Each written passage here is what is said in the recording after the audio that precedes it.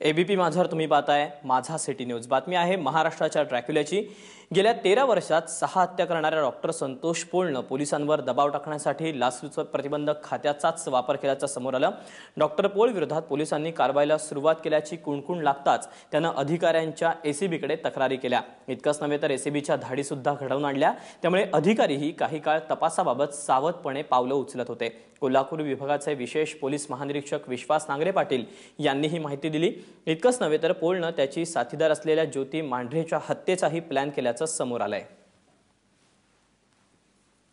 PI वेताळ त्याच्या पाठीमागे त्या तपासाच्या लागल्यानंतर त्यांनी अत्यंत बनावपूर्ण करून स्वतःला मारहाण करून नंतर त्याची सहआरोपी आहे तिला सुद्धा जिल्हा न्यायालयाच्या समोर काहीतरी आत्मदहन करणे वगैरे अशा वेगवेगळ्या प्रेशर्सनी, कारण पूर्वी सुद्धा इथल्या अधिकाऱ्यांच्यावरती अँटी करप्शनच्या माध्यमातून कारवाया केल्यामुळे सगळे अधिकारी आणि कर्मचारी थोडेसे दबकून असायचे असं दिसून येतंय।